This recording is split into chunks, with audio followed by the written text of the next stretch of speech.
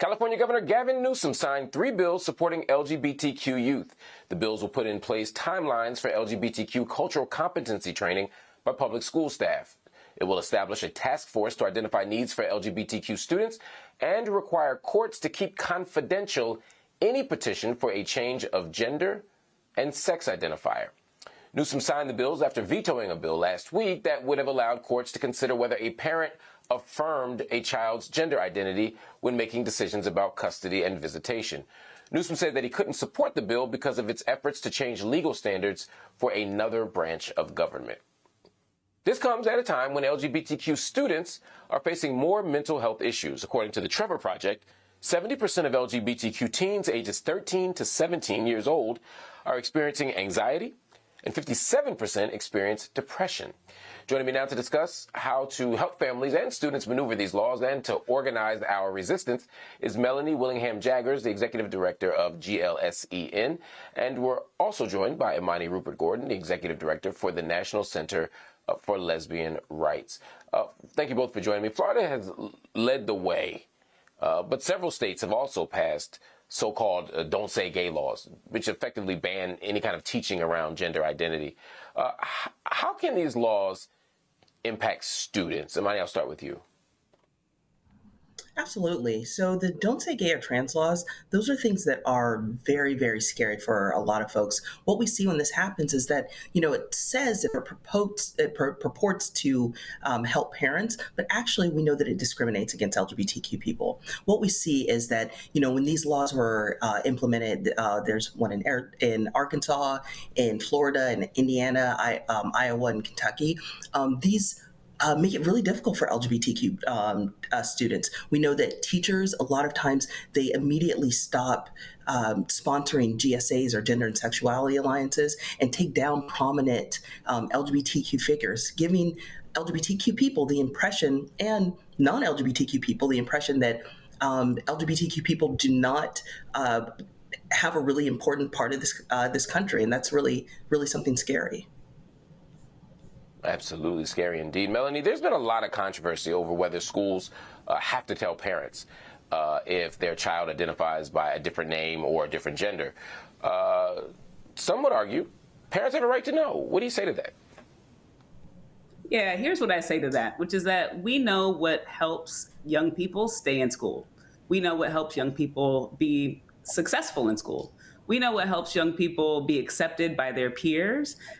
We know what helps young people be prepared for the world around them, right? And so does our opposition. And our opposition is coming for exactly what works, right? What works is supportive educators. What works is inclusive curriculum. What works is policies that see the young person for who they are and help them develop fully into who they are becoming. And what also helps is that young people get to practice their leadership with other young people who are like them. For some people, it's GSAs. For me, like when I was in high school, it was the Black Student Union. But these 4 core supports, as we call them at GLSEN, are core to young people succeeding. Now, when you want to take away any of those core supports, what you're really doing is putting barriers in front of young people.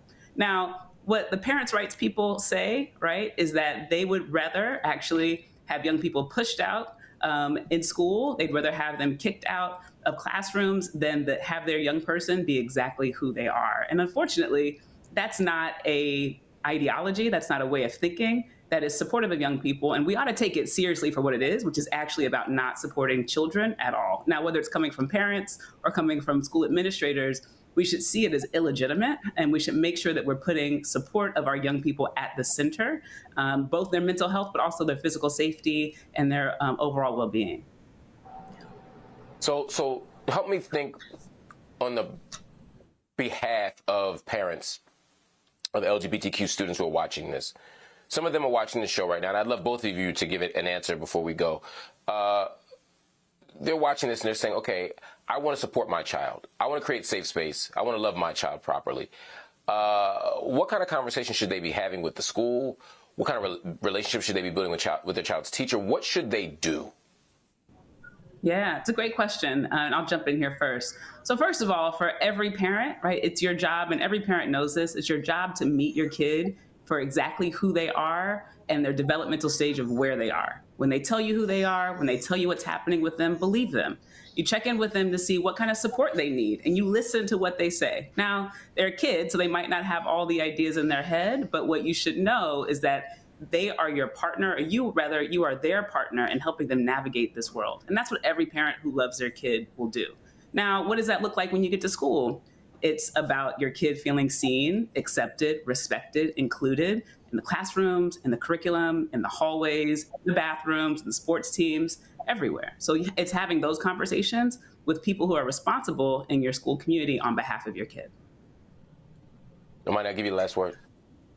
Yeah, I completely agree with that. I think it's important to recognize that right now that these bills it's an intentional and coordinated way to erase LGBTQ students.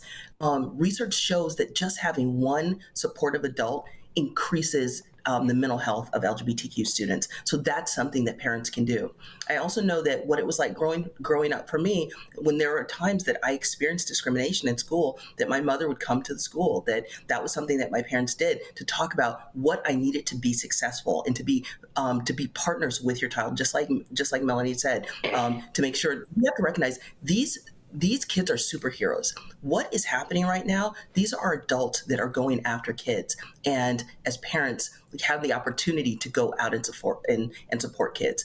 Kids are superheroes.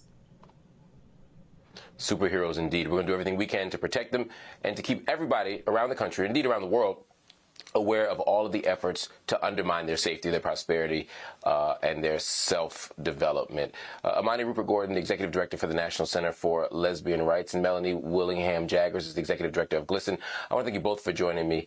Everybody, the data shows this topic takes a toll on the mental health of LGBTQ youth. The National Black Justice Coalition has partnered with the Boris L. Henson Foundation to provide free mental health support.